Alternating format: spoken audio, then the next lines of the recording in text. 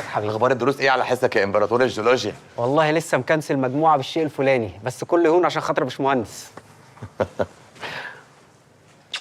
ازيك يا باشمهندس؟ كل سنه وانت طيب يا بابا. طب الصحة والسلامة يا حبيبي. صلوحة، صفصف. أهو. ازيك يا حبيبتي؟ عامل ايه؟ الحمد لله. اخبارك ايه واخبار شغلك ايه؟ عندي قصص تشيب بس بعدين بقى. امال رانيا وفرح فين؟ معلش ما قدرتش اجيبهم معايا، انا اصلي جاي من البنك على طول على هنا. عمي حاجه كده مش مقامك، سبحه من بيت الله عشان تسبح وتدعي لنا. والله يا ابني ما لزوم التعب ده، وانت غريب.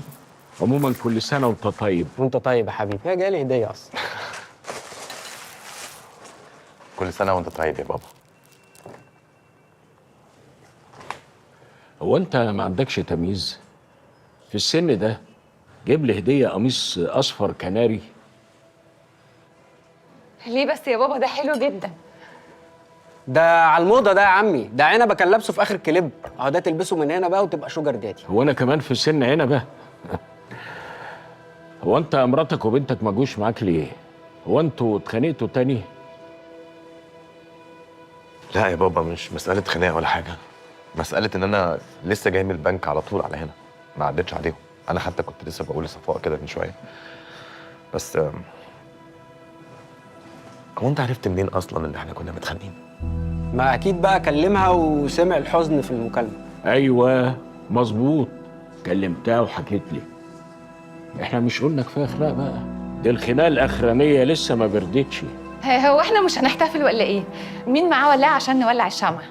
فتحي معاه ولاعه. ولعها يا فتحي.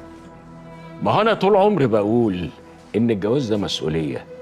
قد الجواز شيل المسؤوليه، مش قدها بلاش. وحضرتك رايك ان انا مش قدها بعد 16 سنه جواز يا بابا؟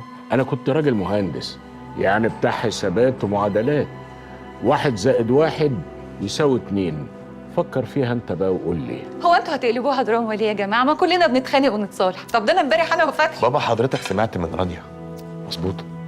مش المفروض تسمع مني انا كمان؟ انا ابنك على فكره. ما هو انت عشان ابني انا عارفك كويس قوي،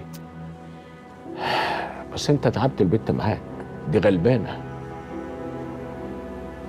عندك حق، هي غلبانه فعلا، هي ملاك. انا اللي شطان. كل سنه وانت طيب. الله، السلام عليكم. ايه يا الصبح رايح فين؟ يا عم صبحي استنى، يا انا حبيبي، لسه ما بالله يا ولعتهاش. حبيبي. تعالي تعالي هنا، سيبك منه.